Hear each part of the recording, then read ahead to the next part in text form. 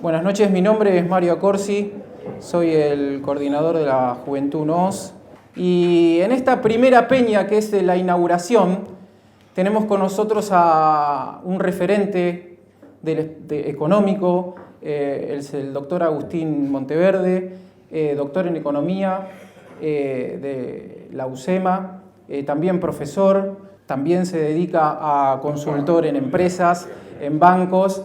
Está con nosotros, también les pido un fuerte aplauso para él.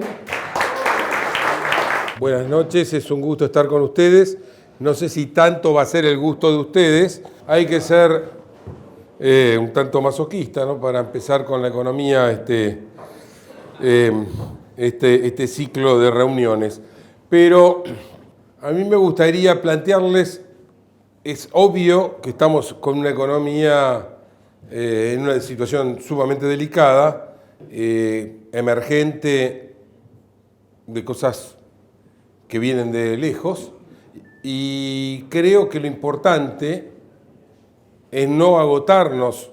Después sí, vamos a tocar todo lo que quieran la crisis actual, pero no agotarnos en eso, sino rescatar el por qué estamos mal, porque si no entendemos el cuadro estructural, esto no va a tener nunca solución. La verdad es que si uno atiende los problemas centrales de la economía argentina, los problemas estructurales, esos problemas son realmente los mismos, pero exactamente los mismos que había 4 años atrás en las postrimerías del gobierno de Cristina Kirchner. Y si vamos más atrás, 18 años atrás, son también los mismos que en ese momento cuando comenzaba el tobogán de Fernando de la Rúa. Y los mismos también que 30 años atrás, cuando precipitaba su salida el presidente Alfonsín. Esos problemas estructurales tienen que ver centralmente con el tamaño demencial del Estado argentino versus el aparato productivo de nuestra nación. No puede funcionar una nación en donde el Estado, que está trabajando de soporte, en todo caso, de la actividad productiva, llega a tener el tamaño desorbitado. Hoy en la Argentina hay más de 20 millones de personas que perciben cheque del Estado, que reciben un cheque del Estado. Del otro lado tenemos una fuerza laboral registrada de 6.700.000 personas. Es decir, en el sector productivo tenemos 6.700.000 personas que tienen que generar para sostener a sus familias y para sostener a más de 20 millones que perciben el cheque del Estado, que el Estado, para resolver dudas, somos nosotros. Cuando nos dicen que esto lo paga el Estado, significa que lo pagamos nosotros. Por supuesto que unido a ese estado metastásico que hace de todo, pero sobre todo se ocupa con denuedo de hacer aquellas cosas que no tiene por qué hacer el Estado y no hace ninguna de las que sí tiene que hacer el Estado, que no nos brinda seguridad, que no imparte justicia, que por momentos nos aísla del mundo sin manejar las relaciones exteriores, es decir, abandonando sus funciones esenciales y ocupándose de cualquier otra cosa. Ahora, unido a eso, viene una carga fiscal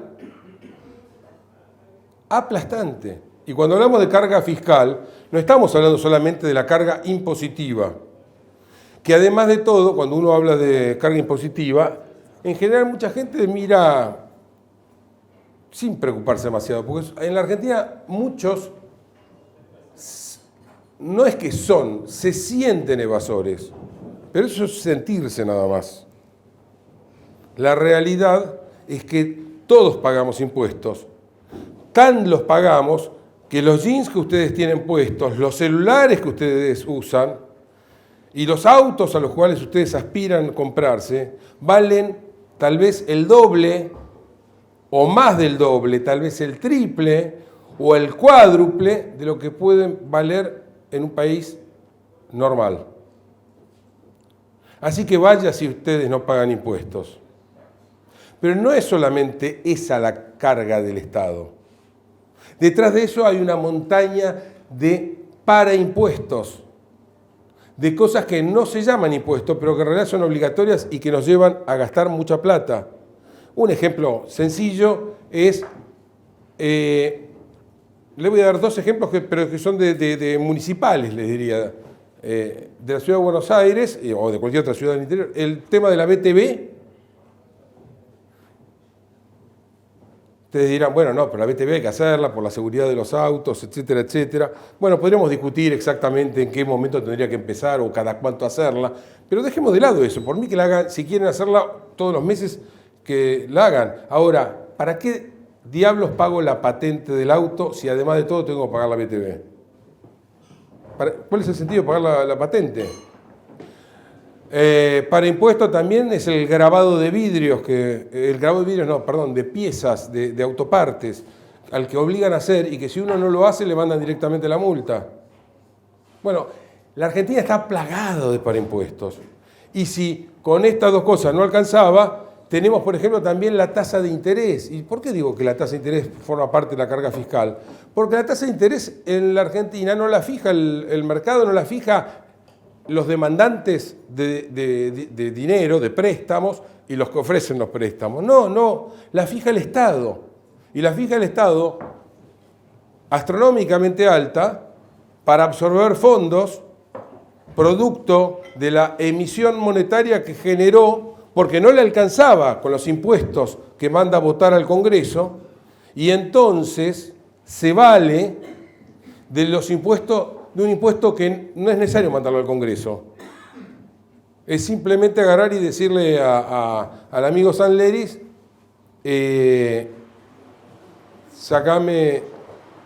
emitime esto, digamos.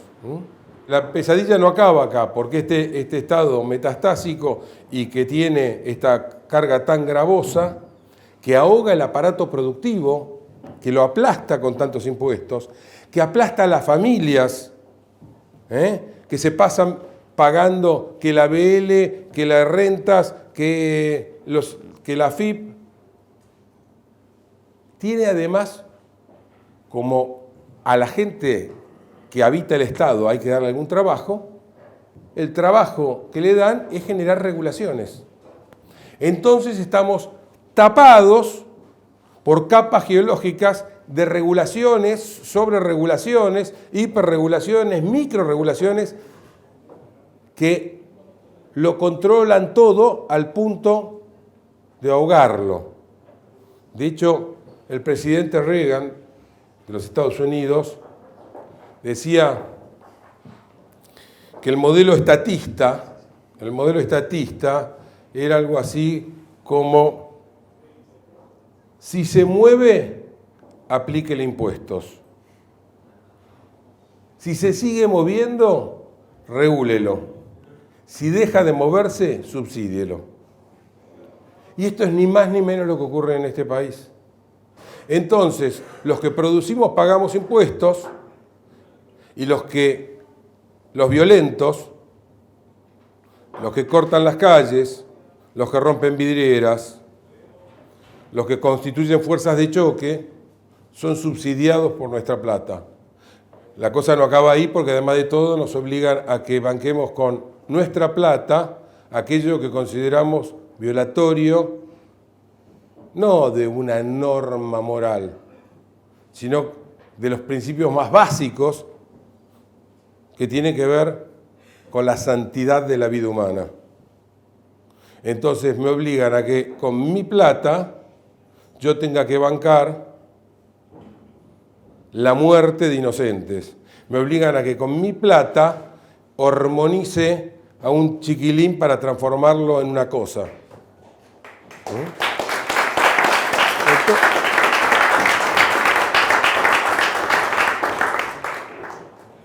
Entonces,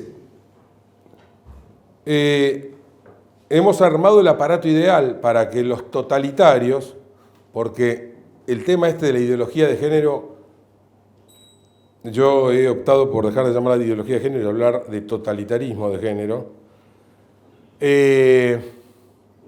hagan con nosotros lo que quieran, para imponernos lo que se les dé la gana, basados en la tolerancia de décadas de creciente estatismo, ¿no? Bueno, la cosa no acaba acá, lamentablemente, porque estas regulaciones llegan, como decía, a ahogar al emprendedor, a cualquier cosa que uno quiera hacer, porque todo, absolutamente todo es regulado por una serie de burócratas que terminan en algún personaje, en algún inspector, por supuesto corrupto y que tal vez seguramente gira para arriba la renta que obtiene, de controlar de que si en este local los zócalos están hechos como dicen las disposiciones municipales. Decía que esto no acaba acá porque esto ha generado un creciente costo argentino. Somos cada vez más improductivos porque cada vez necesitamos gastar más para producir lo mismo. Porque estas regulaciones llegan también, por ejemplo, al tema laboral. Entonces habíamos encontrado que, lógicamente, si una mujer es madre, podía faltar por la licencia por maternidad. Pero ahora encontramos que los padres también tienen que tener una licencia por paternidad similar a la de las madres. Y que tenemos que tener también licencia por si tal cosa, por si tal otra. Y bueno, en definitiva, el costo laboral es enorme, eso deprime el salario que percibimos, porque el que lo paga, si va a gastar tanto, evidentemente termina pagándonos menos que lo que hubiéramos ganado de otra manera. Y entonces esto es una situación que es casi un círculo vicioso, donde el mayor costo argentino nos va sacando de los mercados, eso nos lleva a cerrar la economía. Entonces, al cerrar la economía, recibimos insumos de menor calidad del exterior, dejamos de recibir los insumos de calidad que venían del exterior y tenemos que usar insumos de menor calidad y más caros. Eso encarece aún más nuestros productos, nos vamos aislando del mundo, va cayendo la inversión, al caer la inversión, cae la producción, cae la generación de puestos de trabajo y, vaya novedad, aumenta la pobreza.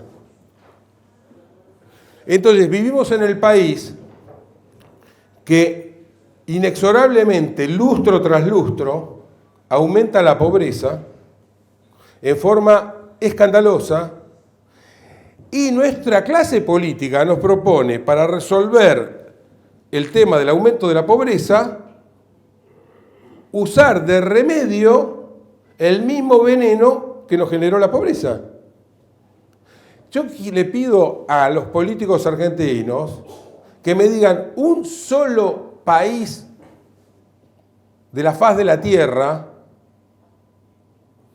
que haya crecido, que haya sacado gente de la pobreza con planes sociales. Les pido uno solo. Pero me conformo con uno, no pido que me den dos ejemplos, uno solo. Entonces nos encontramos como siempre, ¿no? Los Grabois, le digo yo, pero Grabois, ¿no? De turno, son fenómenos para recomendar leninismo, pero cuando el día que finalmente tienen que buscar un lugar a donde irse a vivir, el día de que se convierten en exiliados, generalmente van a vivir a un país donde no rigen las mismas reglas de juego, ¿no? Nunca los veo eligiendo irse a vivir a Rusia, no. Se van a vivir generalmente a Quinta Avenida o cosas por el estilo. En torno a esto está la madeja problema central de la economía argentina. Y con esto venimos dando vueltas y agravándola década tras década. La Argentina lleva un largo, muy largo proceso de decadencia. No me voy a poner ahora a discutir, porque yo sé que en general a muchos les gusta, y a mí probablemente también me gustaría tal vez encontrarlo a mediados de la década del 40, pero yo creo que todavía es más largo. Sinceramente creo que es todavía más largo. La clase política argentina se niega sistemáticamente a enfrentar esto. ¿Por qué? Porque vive de eso. Porque el gasto estatal, entero, por entero, es gasto político. Y si bien, obviamente, una política de defensa requiere fierros y hay que asignar presupuesto a eso, no es precisamente en eso que se pone la plata. No es precisamente en darnos seguridad interna que se gastan los fondos del Estado. No. Se gastan precisamente en llevar a cabo las actividades que el Estado no tiene por qué hacer. ¿Y por qué no hace nada entonces la clase política? Porque vive de esto. La clase política argentina tradicional vive de hacer política con el empleo público, con los planes sociales, con los regímenes previsionales, donde cada tanto los manotea, con estatizando empresas, o con obras públicas, que es la mejor forma tal vez que uno podría ver. ¿Qué les digo? Las obras públicas también perfectamente se podrían encargar a privados y que corra el riesgo el privado. O sea, que el Estado gerencie, pero que el riesgo lo corra otro.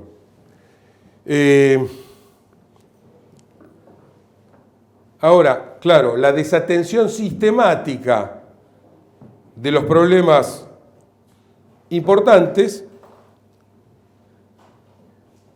va derivando, primero va generando síntomas. ¿Cuáles son los síntomas esenciales de todas estas cosas que dije? En primer lugar, la inflación. Inflación es una inflación crónica, persistente. Y a la par de eso, producto de esa carga fiscal que les decía demencial, la reducción, el aplastamiento del aparato productivo y la consiguiente recesión. Una economía que va para atrás en vez de para adelante, una economía que se achica, pobreza, etc. Ahora, esa desatención sistemática de los problemas importantes terminó generando algunos subproductos que tal vez no son tan lo importantes como lo inmediatos. Es decir, en ninguna crisis estalló literalmente por el tamaño del Estado. No, estalla en todo caso por sus síntomas, en el mejor de los casos. Y algunas veces por consecuencias que va teniendo esto en el tiempo y que se transforman en urgentes. Bueno, la Argentina viene arrastrando como problemas inmediatos, como problemas urgentes de los últimos, yo diría, 2 años y medio por lo menos. Ya se venían gestando antes, pero desde hace 2 años y medio cada vez ya van siendo más urticantes. Atraso cambiario, ahora voy a explicar qué es cada cosa, ¿no? Atraso cambiario, deuda fiscal monumental y deuda cuasi fiscal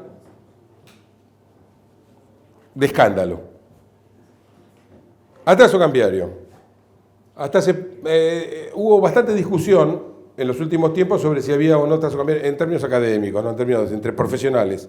Si ustedes toman los diarios de economía y negocios de 4 semanas atrás, había bastante discusión sobre ese tema. Algunos decían que no había atraso cambiario porque decían, bueno, el tipo de cambio lo está fijando la oferta y la demanda, el tipo de cambio actual es más alto que el que tenía, por ejemplo, el presidente de la Rúa sobre el final de... no estamos en una situación de atraso cambiario. Yo le digo, sí, estamos en una situación de atraso cambiario porque esa oferta y demanda es de ficción. Este tipo de cambio es de ficción porque lo que está claro es que hay muchos más demandantes que oferentes de dólares. Tan simple como que si no fuera porque hay dos oferentes locos, que son el Banco Central y el Tesoro Nacional, que los ofrecen a los dólares más barato que lo que realmente podrían pedir, el dólar estaría más alto. Lo que ocurre es que el tipo de cambio tiene que ver también con el nivel de productividad. Y habíamos dicho hace un rato que la productividad en la Argentina ha ido cayendo sistemáticamente, producto de las regulaciones, producto de la carga fiscal, de las cargas de los impuestos al trabajo. Entonces, hay que compensar de alguna forma eso frente al resto del mundo y el tipo de cambio lo debiera reflejar. El hecho es que cuando uno tiene una situación de atraso cambiario persistente, se va convirtiendo en explosiva, porque esto es como una olla a presión. Va agregando un poquito más de presión, un poquito más de presión, un poquito de presión. Al principio no pasa nada. Después empieza a chillar un poco, ¿no? La olla. Y después en vez de chillar, explota. El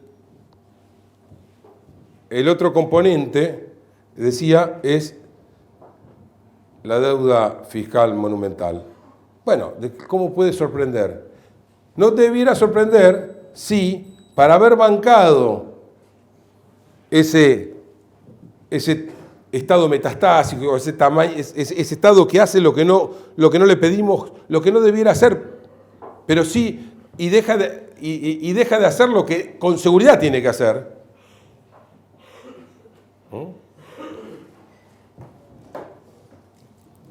Ese Estado no le alcanzó con los impuestos, no le alcanzó con los panimpuestos, no le alcanzó con la inflación, no le alcanzó con la tasa de interés. No, agarró y salió a endeudarse masivamente en los mercados de deuda, local e internacional.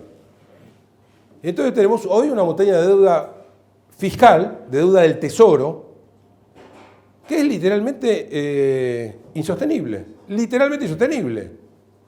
El año próximo vencen 53.500 millones de dólares.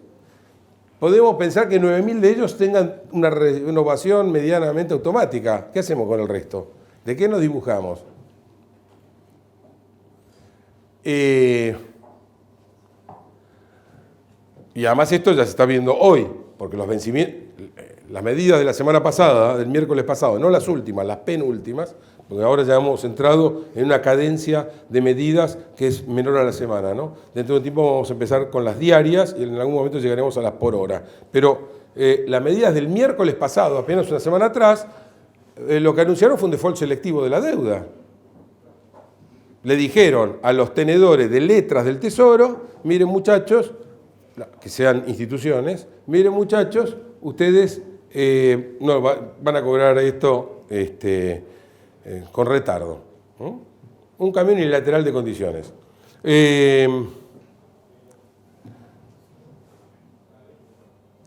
Ahora, no alcanzó con la deuda fiscal. Como además de todo, emitían dinero durante años a troche y moche, a un nivel que hubiéramos ardido en la inflación, en una inflación muchísimo más alta que la que experimentamos, lo que hicieron fue, esto es un poquito más complejo, pero pido que me sigan. La inflación es el resultado de que haya demasiados billetes para los bienes que hay en la economía. ¿Sí? Porque si yo tengo 10 billetes y 10 vasos, a cada billete le corresponde, a cada vaso le corresponde un billete, ¿sí? De 10 pesos. Pero si tengo 1000 billetes y tengo solamente 10 vasos, a cada vaso le corresponden 100 billetes, ¿sí? Bueno, eso es una forma así muy brutal y simplona de hablarles de la inflación. Ahora, si yo emití de una manera grotesca, en donde la inflación sería altísima y políticamente no me lo toleraría la economía, tengo el recurso de usar lo que en la Argentina todos hablan de la política monetaria y, por ejemplo, subir la tasa de interés que paga el Banco Central, y entonces el Banco Central en una ventanilla entrega pesos que emite, pero en la ventanilla de al lado dice, espere, no siga, yo le ofrezco que me los vuelva a dejar y a cambio de eso le pago una tasa de interés. El Banco Central no paga tasa de interés por los billetes que llevamos en el bolsillo. Eso se le llama señoriaje. Pero por las letras sí paga tasa de interés. Bueno, eso es la deuda cuasi fiscal, la deuda del Banco Central, ya no del Tesoro. Es del Estado también, es deuda del Estado, pero se le llama técnicamente cuasi fiscal. Esa deuda es sencillamente, es propia de un loco lo que hemos llegado. Son las famosas LELIQ, las letras de liquidez. Vinieron para reemplazar a las LEVAC. No quiero... Pero el hecho es que estas LELIQ, esta deuda cuasi fiscal, representa más que el dinero en circulación en la economía, lo que llamamos base monetaria.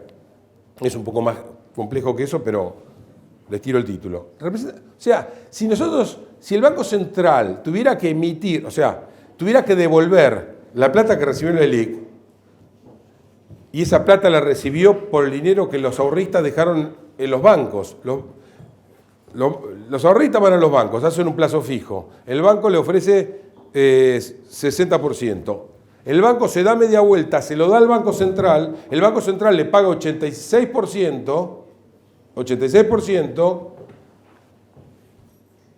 y queda entonces calzado el depósito del ahorrista con la LELIQ en el Banco Central, con el banco en el medio.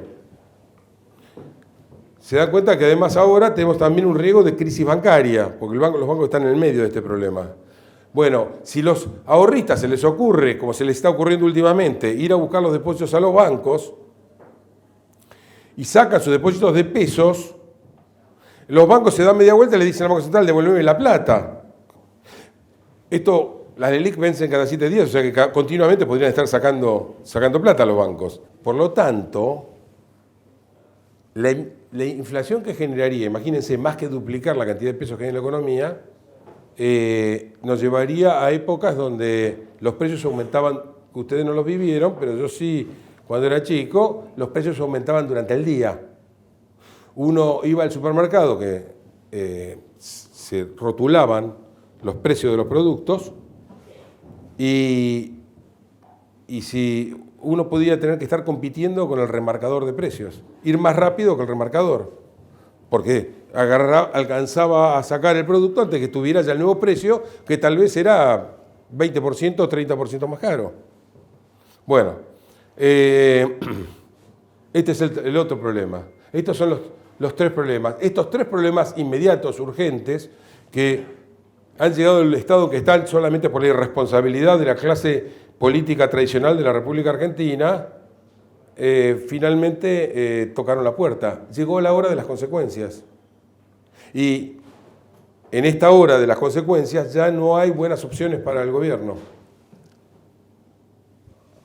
Cuando digo que no hay buenas opciones es que al gobierno, por ejemplo, en este tema le queda o vaciar las reservas del Banco Central para defender el tipo de cambio o defender las reservas y dejar que el dólar tome altura. Ninguna de las dos es precisamente simpática. Bueno, esta es la situación en que estamos. Ahora, si yo tuviera que remarcar cuál es la cuestión que más me importa que se lleven, es toda la primera parte de esta charla, que es cuáles son los problemas centrales, estructurales, que venimos arrastrando década tras década y los vamos agravando. Y, paralelamente, el uso del Estado, el ampararse, el parapetarse en el Estado, para ordenarnos la vida y para llevarnos a hacer cosas que son contrarias no al proyecto de vida, no, a nuestra misión como especie sobre la Tierra. No vinimos acá para diseñar nuevas especies, no vinimos acá para armar nuevos géneros, no. No hay duda, vinimos lógicamente para multiplicarnos, para ser felices, pero no para dejar que a través del Estado un grupo de señores enseñoreen sobre nuestras vidas y nos lleven al desastre. Bueno, muchas gracias y espero sus preguntas. ¿Cómo combatir el narcotráfico? Bueno, buenas noches a todos. La premisa básica es que uno nunca tiene que contestar la pregunta que le hacen. Así que yo voy a aprovechar a decir un par de cosas que quiero decir. Bienvenido, Agustín. Un placer tenerlo hoy acá, Agustín Monteverde. Con Agustín Monteverde tenemos como 61 años, ¿no? Sí. Nos conocemos desde que estamos en quinto grado. Teníamos pantalones cortos, medias 3/4. ¿Te acordás? Jugábamos al fútbol en el patio del colegio. Sí, un gran amigo. Noche de grandes amigos, acá lo veo a Pancho. Pancho, ya vas a agarrar la guitarra y vas a venir a cantar acá conmigo. Sí, obvio, claro. Así que un placer tenerte acá. Antes de hablar del narcotráfico, el tema de la economía en manos de los economistas siempre es muy aburrido. Porque es cuando Agustín habla del sistema financiero, ¿me escuchan al fondo? ¿Sí? Lo que está hablando es de un cuerpo humano. El cuerpo humano necesita 8 litros de sangre para funcionar normalmente. Y cuando pierde sangre, el cuerpo humano empieza a perder funciones. La economía, el sistema financiero en la economía es como el sistema circulatorio sanguíneo en el ser humano. Y cuando hay una hemorragia, el cuerpo humano empieza a perder sangre, 8 litros, 7 litros. Hoy el sistema financiero funciona a la economía como si en el cuerpo humano tuviese 2 litros de sangre. Con 2 litros de sangre prácticamente el cuerpo está en terapia intensiva. Esta es una comparación burda en idioma fuera de la economía y en lenguaje para no economistas. Y cuando vemos al país sistemáticamente en ese modelo de anemia, porque es nada más y nada menos que anemia, es porque la sangre alguien la saca y se la lleva a otro lado. O la pierde, o la transfiere, o hace una transfusión, o se la está llevando a algún lado que no está en el cuerpo humano. Entonces, la economía es lo que nos pasa a las personas todos los días con nuestro bolsillo. Esa es la economía. Entonces, cuando Agustín le describe la situación económica del país, le está describiendo una situación donde en los últimos 50 años la sociedad se ha achicado como decisor económico. Todos nosotros, todos los años, tomamos menos decisiones económicas. ¿Y quién toma más decisiones económicas en nuestro nombre? ¿Quién? El Estado. Los burócratas. Los burócratas del Estado. Un burócrata en una silla del Estado toma las decisiones económicas que nosotros tendríamos que tomar. Nuestros abuelos tenían un país exitoso porque las decisiones las tomaban ellos. Compraban, vendían, compraban chacra, compraban tractor, compraban auto, compraban departamento, invertían, compraban bonos en la bolsa, hacían lo que querían con su plata. Por eso la sociedad era el 75% y un Estado sumamente eficiente, sumamente eficaz, profesional, era el 25% de las tomas de decisiones económicas en la economía. Hoy, un Estado que no puede garantizar un partido de fútbol, que no puede mandar preso un chorro, que no puede garantizarnos nuestra educación de nuestros hijos, que no puede dar salud pública, que no puede dar relaciones exteriores, que no te da defensa, que no te da seguridad, ocupa el 52% de las decisiones económicas de este país. Hay un 27% de decisiones económicas que se han transferido de la sociedad a un burócrata. Y eso es la debacle de la Argentina. Es un collar que cada vez es más grande y un perro, que somos nosotros la sociedad, cada vez más chiquito, cada vez más flaco, cada vez más enano. ¿Cuál es el negocio de este país? Proporcionar el collar al perro, como en cualquier país del mundo. Que el perro empiece a engordar, que el perro empiece a crecer, que el perro empiece a muscular y que el collar se adapte al tamaño del perro. Esto es simplemente lo que hay que hacer con la economía, más allá de las explicaciones técnicas que los economistas lo saben hacer en términos de teoría económica, de teoría financiera, etcétera, etcétera, etcétera. Nosotros como ciudadanos lo que tenemos que entender es que el collar se debe acomodar al perro. El perro debe crecer y el collar se debe acomodar, porque si no, el collar nos termina ahogando. Cada vez es más valioso el collar que el perro, y el sujeto de la acción es el perro, no el collar. Entonces, el sujeto de la acción de la historia son las sociedades, los individuos, las personas, los intereses individuales, los intereses grupales, los intereses colectivos, no el Estado. El Estado es una herramienta. Hay veces que nosotros, desde una visión o desde ciertos sectores del nacionalismo clásico, confundimos la nación con el Estado. El Estado es una herramienta de la nación, no es la finalidad en sí mismo.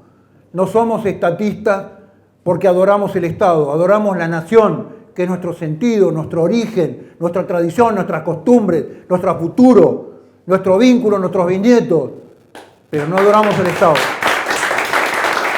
El Estado es el actor estratégico que es capaz de diseñarle un futuro a la nación. El actor, el sujeto de la acción histórica es la nación. La herramienta es un Estado. El Estado es nada más que una herramienta que es capaz de generar un proyecto estratégico, que es capaz de generar un diseño, un planeamiento ordenado de recursos, un planeamiento ordenado de su principal recurso, que ¿cuál es? El capital humano de una nación.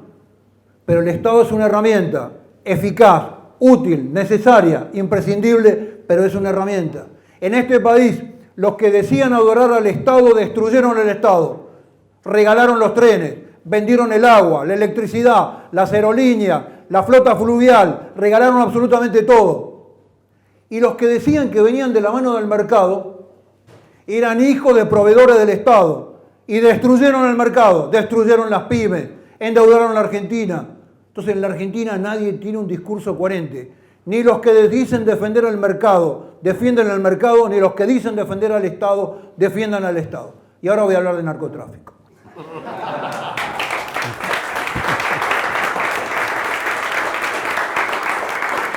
Una nación es un proyecto integral. El Estado es una concepción integral. El Estado es la sociedad jurídicamente organizada con sus recursos. Entonces, ¿qué hacen los burócratas? Dividen al Estado por áreas. La división del Estado Nacional por áreas es nada más que una división del trabajo. Entonces dicen, no, este tema es del Ministerio de Defensa, este tema es un tema de seguridad, este tema es un tema del Ministerio de Desarrollo Social, este tema es mentalidad absurda de burócrata.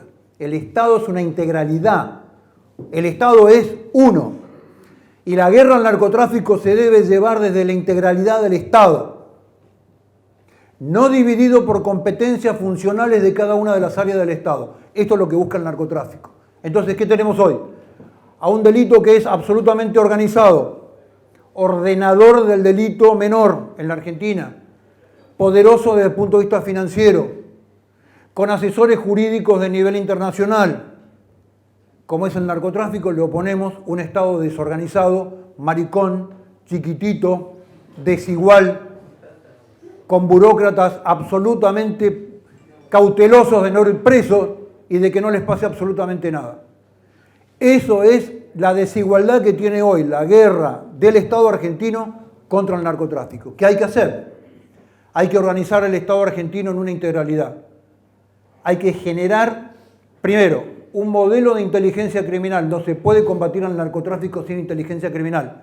Los burócratas maricones tienen miedo de hablar de inteligencia. Un Estado que no es capaz de definir sus amenazas a través del sistema de inteligencia es un Estado que no sirve para nada, un Estado fallido. Un Estado que no puede definir cuál es el delito y cuál es el agente agresor de la sociedad es un Estado que no sirve para nada. Entonces, lo primero que hay que hacer es una agencia de lucha contra el crimen organizado, que contemple la capacidad de inteligencia criminal y la capacidad de acción, como es el modelo del FBI en los Estados Unidos, o cualquier modelo similar en Europa.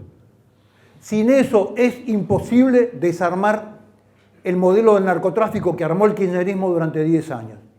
Y lo digo con toda claridad. No se puede desarmar. Lo segundo, hay que rever la organización de las fuerzas federales. Las fuerzas federales siguen organizadas como hace 50 años, como cuando era la gendarmería alineada con el ejército, la prefectura alineada con la armada y la policía de seguridad aeroportuaria alineada con la fuerza aérea. Entonces, ese modelo hay que romperlo en un modelo de integridad, operativamente único, único de equipamiento, único de misión, único de inteligencia criminal. Hay que organizar al Estado. El Estado es una banda. Cuando ustedes ven el Estado organizado hoy, yo lo digo un montón de veces, ven algunos ministerios y ven la secretaría.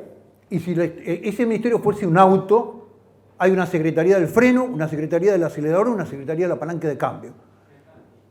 ¿Por qué está organizado así? No porque el Estado sea idiota, porque el Estado está organizado para dar puestos y para pagar con puestos de trabajo a tipos que trabajaron durante la campaña y que son políticamente amigos. No está organizado para solucionar un problema. Yo les pregunto, si ustedes para solucionar un problema armarían un ministerio o una agencia estatal para solucionar el problema. ¿Una agencia estatal qué es? Un lugar donde se lleva especialistas llamados por concurso, con un proyecto de 5 años de trabajo y concursos cada 5 años. O un ministerio que es un político amigo que yo pongo en ese lugar porque fue útil en la campaña, que lleva a todos sus amigos.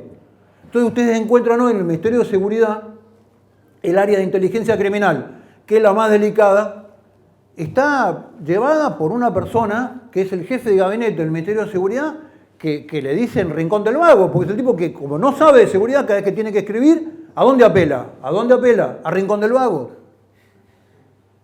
Entonces, hay edictos del Ministerio de Seguridad que están sacados ¿de dónde? Del Rincón del Vago. Entonces, lo que digo es, el Estado debe organizarse con un modelo profesional de organización y debe salir del modelo político de organización. ¿A dónde lo mando a fulano? Mándalo. Yo les pregunto, por el amor de Dios, que alguien me explique en esta sala, se atreva a levantar la mano y explicarme para qué sirve un Ministerio de Turismo. ¿Para qué sirve el Ministerio de Cultura? Ustedes me dicen que promueve la cultura, no, pues no tiene recursos tampoco. ¿Qué hace? Negocia con nuestro ministerio para hacer política a través de la cultura.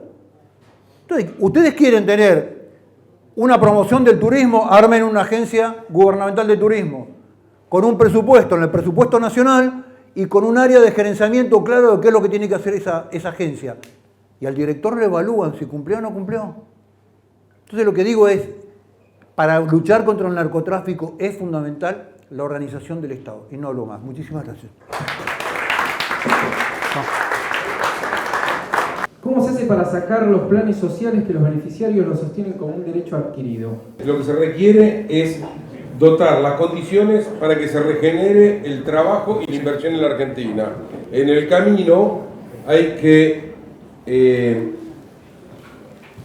generar un proceso paulatino. Esto nadie pretende, porque esta es una muletilla, ¿no? Llegan los economistas y agarran y te echan a todo el mundo y nadie pretende dejar a nadie, pero hay muchas cosas para poder hacer.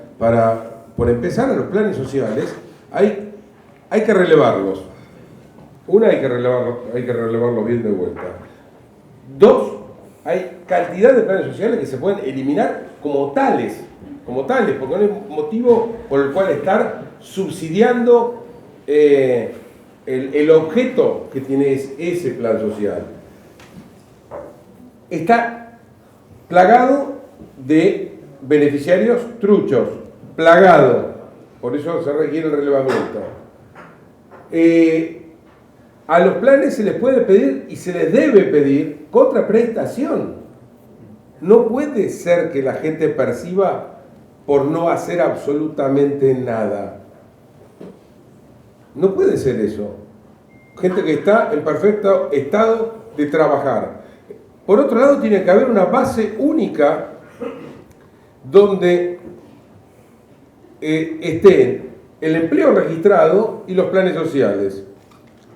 A aquellos que dejan que son conchavados por el sector privado, el Estado podría hacerse cargo de parte de las cargas laborales, e incluso inicialmente, si quieren, de todas, de forma tal de alentar al sector productivo a que capte a esa gente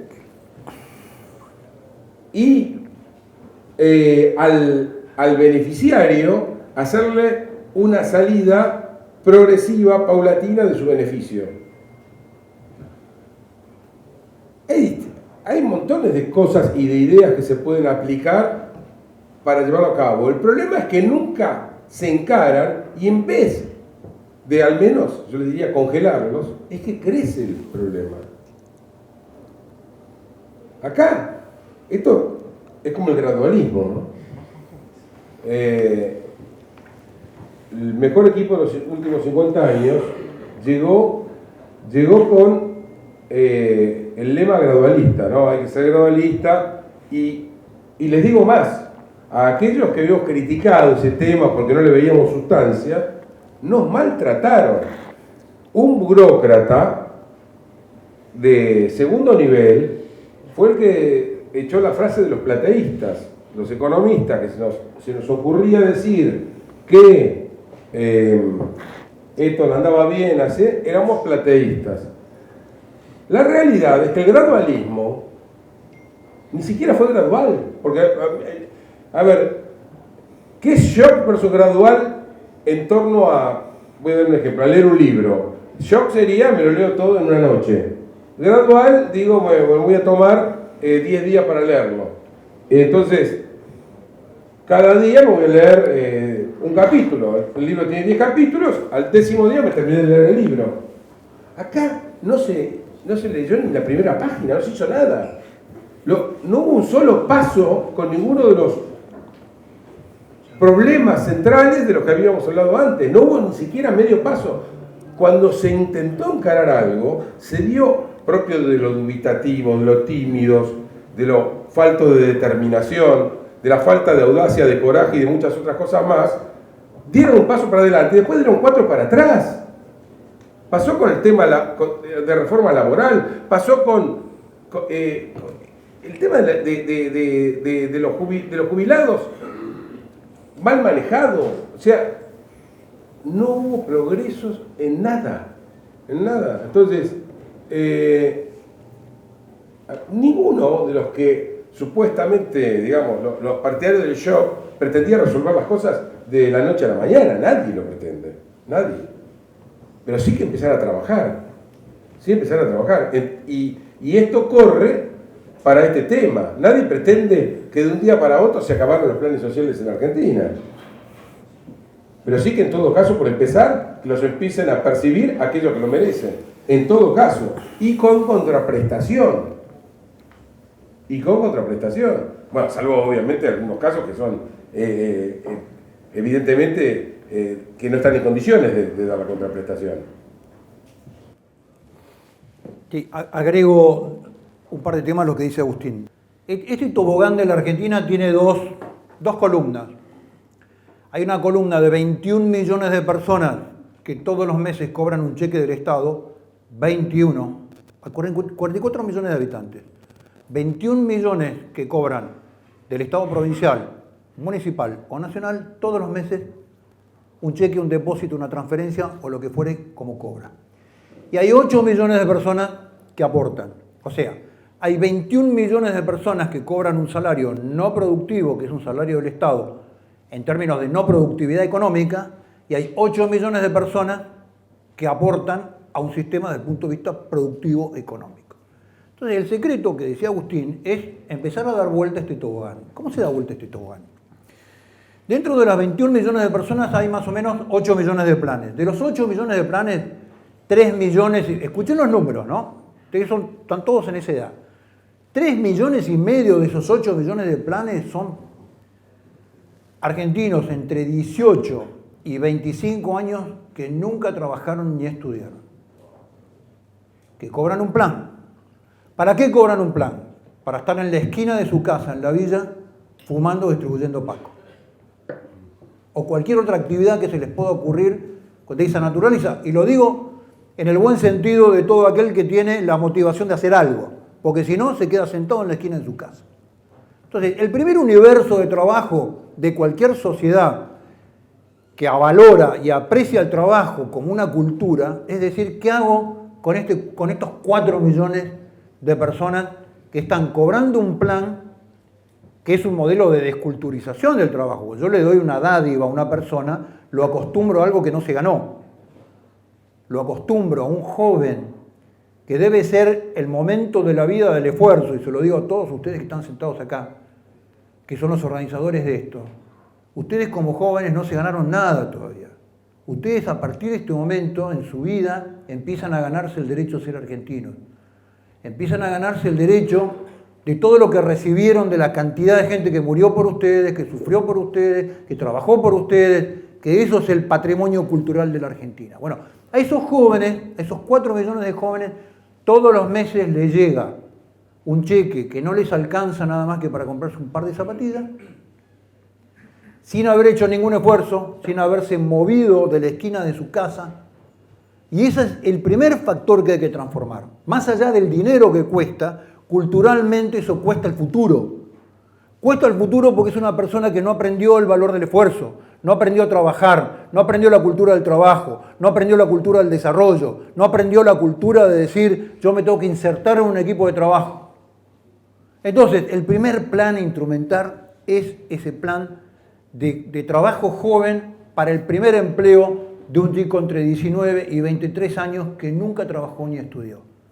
Entonces, como dice Agustín, si yo voy a tener que terminar subsidiando en algún momento dado las jubilaciones, porque el sistema previsional argentino es una catástrofe, digo, ¿por qué no soy capaz ahora, como gobierno, de decir al que le dé trabajo a un joven entre 19 y 23 años que no estudia ni trabaja, yo le subsidio durante 3 años las cargas sociales? Entonces lo que va a conseguir son 2 millones de empleos. De esos 4 los baja 2 y los saca de la columna de los 21 y los pasa a la columna de los 8. Y empezamos a dar vuelta al tobogán. No hay que hacer ninguna genialidad. A ver, en la Europa cuando cae el muro de Berlín, 94, 95, 96, había 12 países satélites de la Unión Soviética que salieron de la economía socialista, que era esta economía, el Estado recibía la plata y te daba la plata, a una economía de mercado. De esos 15 países, hubo 5 que lo hicieron con terapia de shock y hubo 10 que lo hicieron con estrategia gradual. Adivine cuáles fueron los 5 países que salieron. Los que lo hicieron con terapia de shock. Es decir, muchachos, mañana terminó la joda, mañana se terminó la película, pasado mañana todo el mundo se levanta y empieza a laburar. Los 10 países que lo hicieron con estrategia gradual fue una catástrofe, no se terminaron de levantar nunca. ¿Por qué? Porque tomaron más deuda de lo que podían pagar. Esto es la historia. Argentina es un país que es como si fuera su casa, que ustedes están tomando crédito en un banco para pagar la tarjeta de crédito. Entonces lo primero que tienen que hacer es cortar la tarjeta de crédito, hermano. Es así. La vida es así. ¿Qué opina de la deuda externa y si hay que pagarla toda? En primer lugar, el concepto de deuda externa es un concepto antiguo. No existe tal cosa como la deuda externa. Es algo que especificamos a qué nos referimos. Que es deuda con tenedores del exterior, es deuda nominada en moneda extranjera. ¿Qué clase de deuda me están hablando? Por los mecanismos, digamos, de los mercados de capitales y demás, es hasta difícil determinar cuánto está en manos de tenedores del exterior o tenedores locales. Que ese podría ser el concepto al que todos están pensando. En primer lugar. En segundo lugar, deuda externa, interna, blanca o negra, es deuda. Y a mí me enseñaron que si debo plata, la tengo que devolver rápido, no la tengo que pedir en realidad. La verdad es que a mí me enseñaron que no tenía que pedir plata. Pero si por algún motivo extraño, estoy sin plata y le pido a alguien 100 pesos para volver a mi casa, bien tempranito tiene que estar de vuelta la plata a aquel que me lo prestó. La Argentina, con el kirchnerismo, lo que hizo no fue simplemente demorar el pago de la plata, no fue tan siquiera ampararse en que, bueno, me prestaron una tasa de interés muy alta y le voy a quitar parte de esa ganancia extraordinaria, que les recuerdo que nosotros le aceptamos esa plata. es moralmente inaceptable que me vengan a decir de que estaba mal la deuda si yo la acepté. Y la aceptó el Congreso de la Nación Argentina. ¿De qué estamos hablando? ¿O creemos en las instituciones nuestras o mejor... Ahora bien, vuelvo. La deuda se tomó por nuestra propia inconducta, está bien, y tenía tal tasa de interés que me parece muy alta. Repito, en mi opinión, a llorar a la iglesia, porque no lo hubiéramos tomado si parecía alta. Pero supongamos que lo aceptáramos eso. Supongamos por un momento que lo aceptáramos. Bueno, ocurre que lo que hicimos nosotros en el año 2005, que es el primer canje que hace el señor Néstor Kirchner, es decirle a los que nos prestaron: no te devuelvo la plata que me diste, no los intereses, no la ganancia de la plata que me diste. No, por cada 4 pesos que me diste, te devuelvo 1. Bueno, yo no sé cuál es el criterio de justicia que manejará cada uno, pero yo tengo claro que si me dieron 4, devuelvo 4.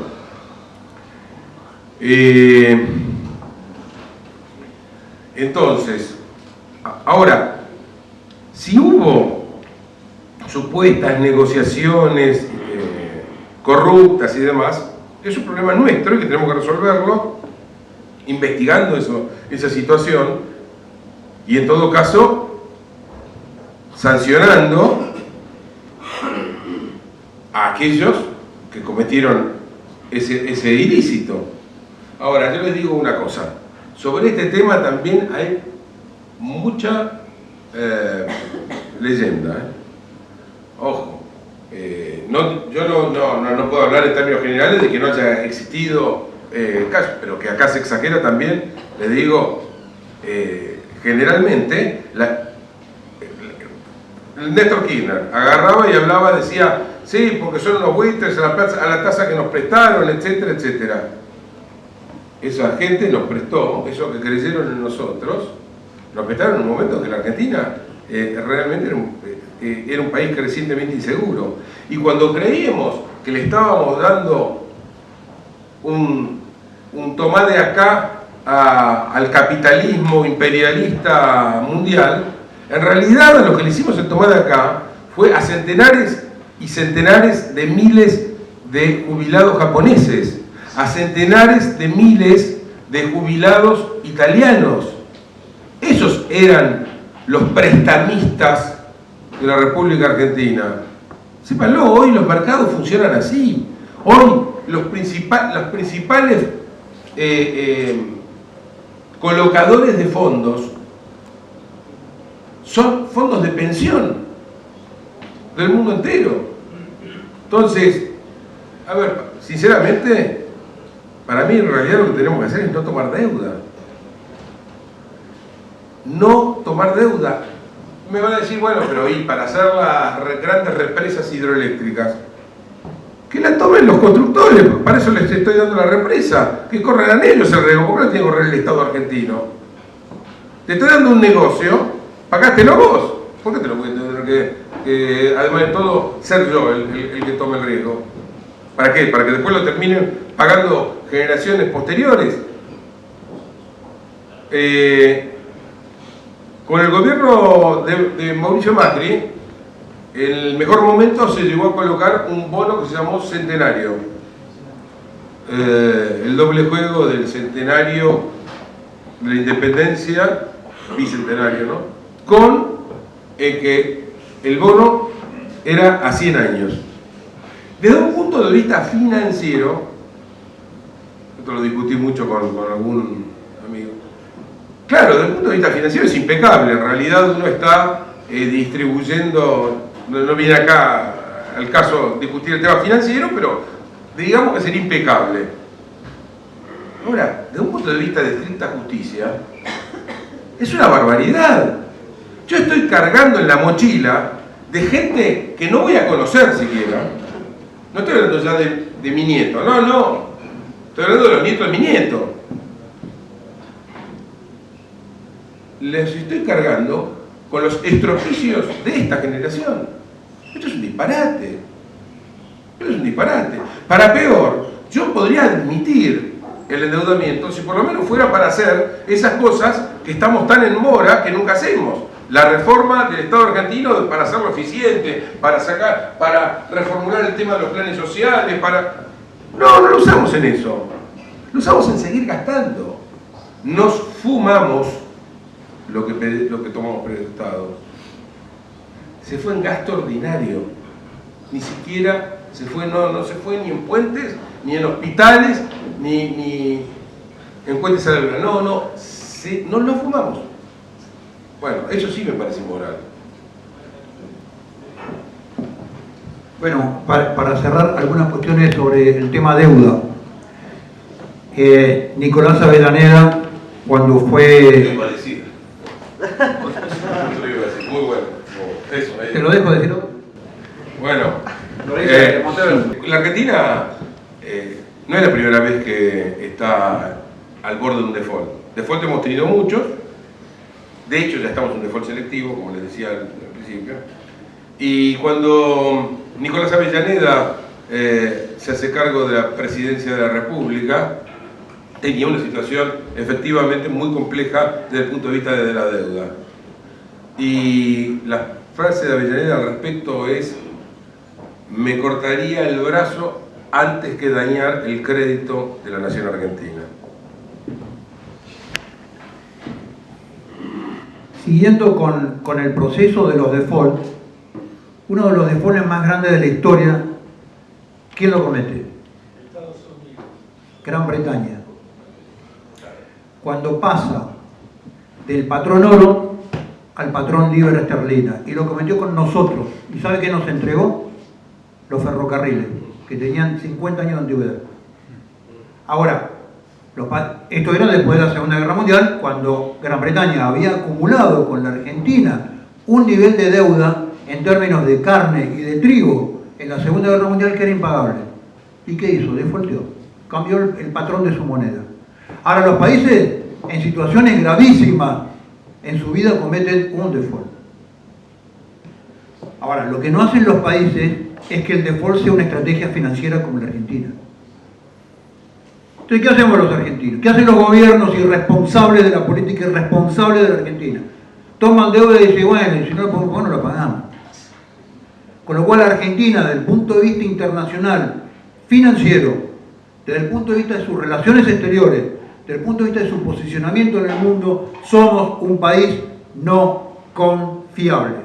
Cuando alguien te dice, yo te doy de tasa 68%, ¿por qué es? Porque no te va a pagar, hermano.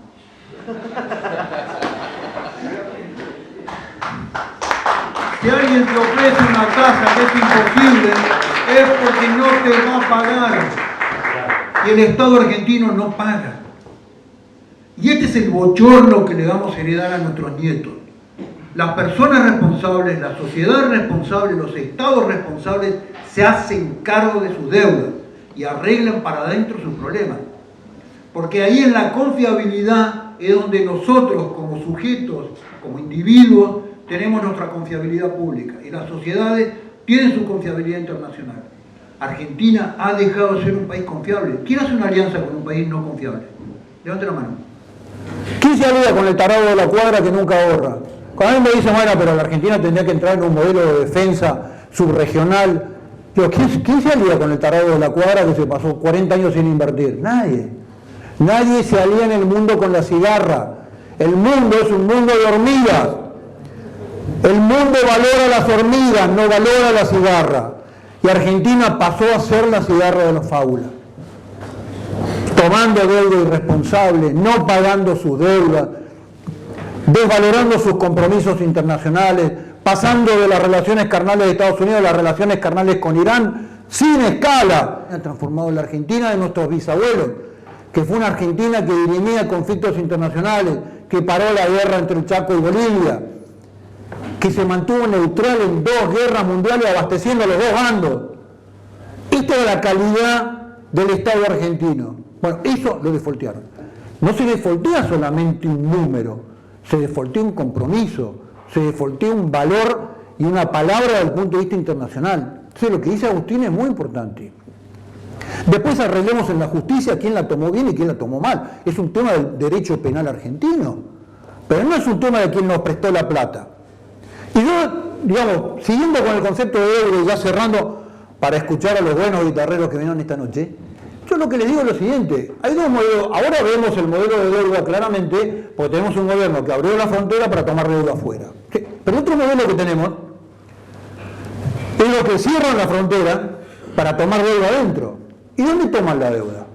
A través de la inflación, con el impuesto que es el impuesto del pueblo, generando 35% de pobres, emitiendo sin respaldo. ¿Eso qué es? Eso es deuda. Muchachos, eso es deuda interna. El sistema previsional defolteado 4 o 5 veces, eso es deuda. Nuestros jubilados son deuda. El 35% de pobres son deuda. Una base china en Neuquén es deuda. Es deuda y más deuda. No es otra cosa que deuda. Cuando recién Agustín decía claramente, los bonistas italianos y los bonistas japoneses nos prestaron a tasas más bajas de lo que prestó Venezuela. Argentina contrajo deuda con Venezuela al 15% internacional, que es un precio de usurero que no existe en el mundo. Los créditos de fondo están entrando a tasa del 6%. Entonces le digo, no hay una sola forma de tomar deuda. La política argentina viene desfolteando el país para adentro y para afuera. Es vergonzoso para afuera porque ahora somos un país sin crédito y somos un país sin palabra. Pero para adentro es gravísimo porque más del 50% de los chicos de este país son pobres. Y eso es deuda interna.